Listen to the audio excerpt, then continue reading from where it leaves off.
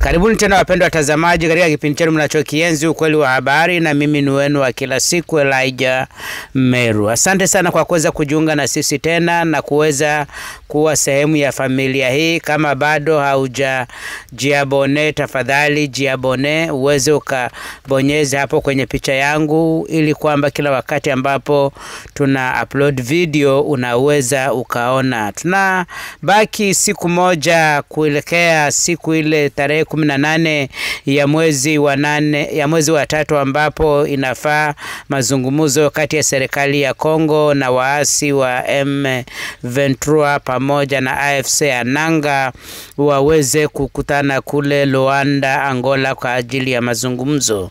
Na kwa upande wa serikali ya Kinshasa wameweza kumteua bwana Jean-Pierre Bemba ambaye alikuwa pia muasi ile miaka ya mbele akiwa na ile chama yake au movement yake ya MLC, lakini pia alikuwa ni waziri wa mambo ya usalama wa nchi ama wa defense, na sasa hivi ni waziri wa mambo ya barabara. Ameteuliwa kuwa ndiye atakaye ongoza kile kikundi cha serikali kitakachoenda kule sehemu za Angola.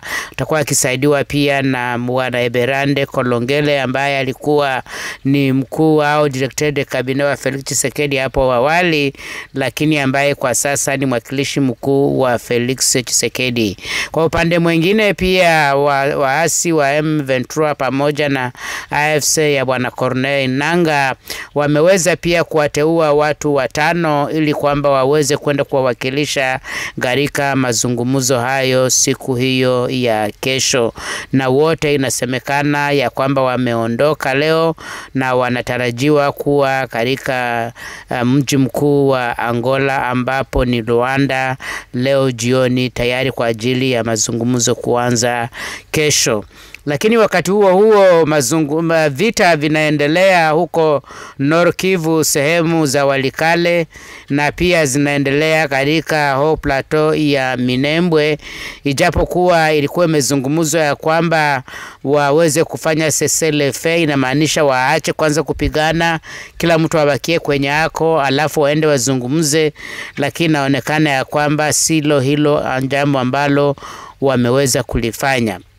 Upande mwingine pia bwana Mukwege yeye amepinga vikali haya mazungumzo ambayo yanataka kuanza huko Afrique du Sud, kwa sababu kulingana na yeye anasema mzozo huu ni mzozo ambao ulimit kwa wananchi tu wa Kongo ama ulimit kwa waasi wa M23 pamoja na serikali ya Kongo itakuwa ni kutokuona mbali, kwa sababu kulingana na yeye ametaja kwamba kuna nchi nyingi tayari ambazo zimekuwa zinashughulika katika mzozo huu, ikiwemo Rwanda, Burundi na Uganda, lakini pia nchi nyingine nyingi tu ambazo ziko pale. Na kwa yeye pia anasema ya kwamba kati ya hizo nchi inaonekana kwamba ni ile sura ambayo inaonekana ya mzozo huu, lakini hizi nchi kama Rwanda na Uganda na Kenya pia zinafanya kazi ya watu wengine ya makompanyi multinational ama international ambazo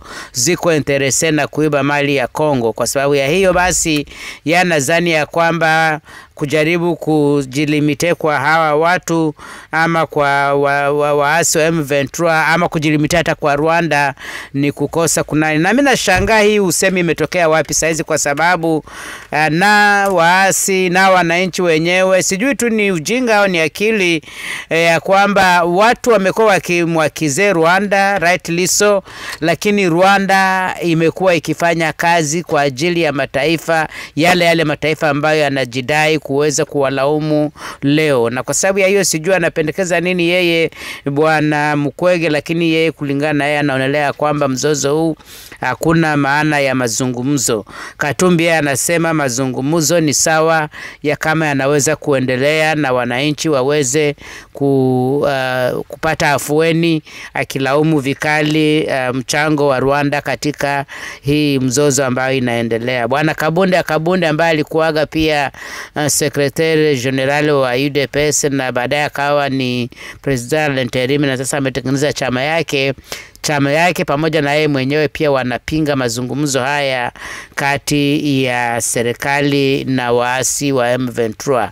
Sisi hapa tunavyozungumza hatuna msimamo. Sisi tunawaambieni tu habari vile zinavyojitokeza na watu vile wanazungumza. Naonaga watu wengine wanakasirika sana kwamba tumezungumza maneno haya ama tumezungumza ile tunakuwa ni upande. Hakuna, tunawapatieni tu habari za watu vile zilivyo. Serikali ya Kinshasa ilikuwa inasema ya kwamba kamwe hawawezi wakazungumza na M23, ndio wale wanaingia mezani kesho. Haiko tena story ya kama kesho wanaingia mazungumzo. Tungoje tuangalie tuone itakachotokea ni nini.